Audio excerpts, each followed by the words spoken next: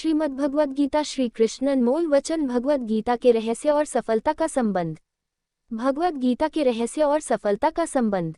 नमस्कार दोस्तों, आज के इस उपदेश के जरिए मैं आपके साथ भगवद गीता का ज्ञान शेयर करने वाला हूँ जो आपको सफलता प्राप्त करने में बहुत मददगार साबित होगा। दोस्तों, कृपया इस पोस्ट को अंत तक पढ़ें। सफलता प्राप्त करने का पहला सूत्र। दोस्तों, भगवान श्री कृष्ण ने भगवद गीता के 18वें अध्याय के 14वें श्लोक में सफलता प्राप्त करने के उपाय बताए हैं। अधिष्ठान तथा कर्ता करण च पृथ्विधम विविधाश्च पृथक चेष्टा दैव चैवात्र पंचमम। दोस्तों, अधिष्ठान तथा कर्ता में अधिष्ठान का अर्थ है आधार, यानी आपका लक्ष्य स्पष्ट होना चाहिए। यानी क्या करना चाहिए, क्यों करना चाहिए और कैसे करना चाहिए, ये सब करने वाले व्यक्ति के मन में होना चाहिए, यानी आपके मन में होना चाहिए। मित्रों, करण च पृथ्विधम विविधाश्च पृथक चेष्टा का अर्थ है कि व्यक्ति को अपनी पांचों इंद्रियों और उसके पास उपलब्ध सभी साधनों का उपयोग करके विभिन्न प्रकार की कोशिश करनी होगी।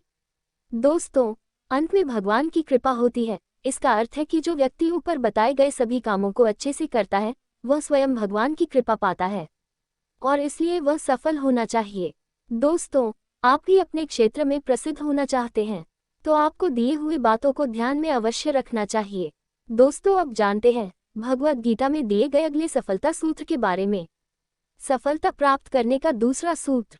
तस्मात्तः सततम कार्य कर्म समाचार असक्तो ह्याचरन् कर्म परमाप्नोति पुरुष। दोस्तों, श्री कृष्ण ने गीता के 3 अध्याय के 19वें श्लोक में कहा, व्यक्ति को अपने कार्य को करते वक्त अपने कार्य से मिलने वाले कर्मफल से आसक्त हुए बिना अपने कार्य को अपना कर्तव्य समझकर करना चाहिए, क्योंकि अनासक्त होकर कर्म करने से व्यक्ति को सफलता और ईश्वर की प्राप्ति मिलती है।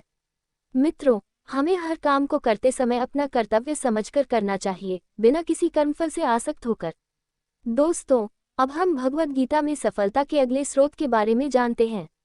सफलता प्राप्त करने का तीसरा सूत्र। कर्मण्येवाधिकारस्ते मा फलेषु कदाचन मा कर्मफल हेतुर्भुर्मा ते संगोस्त्व कर्मणि। दोस्तों, भगवद गीता के 2 अध्याय के 47वें श्लोक में भगवान श्री कृष्ण कहते हैं कि हे अर्जुन, तुझे केवल अपना कर्तव्य करने का अधिकार है, किंतु कर्म के फलों के तुम अधिकारी नहीं हो, और न ही तुम अपने आप को अपने कर्मों के फलों का कारण मानो और न ही तुम कर्म न करने में आसक्ति रखो।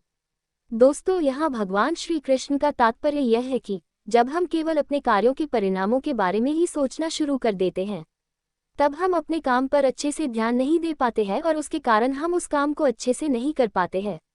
इसलिए यहाँ भगवान श्री कृष्ण कह रहे हैं कि प्रत्येक व्यक्ति को अपने काम का अधिकार है, लेकिन उसे उस काम के परिणाम से जुड़े बिना काम करना चाहिए। आज का गीता ज्ञान प्रवचन सिर्फ इतना है कि अगर आपको ये पसंद आया हो तो कृपया इसे व्हाट्सएप या टेलीग्राम पर अपने दोस्तों से शेयर करें और नीचे कमेंट बॉक्स में हमें बताएं कि आपको यह उपदेश कैसा लगा।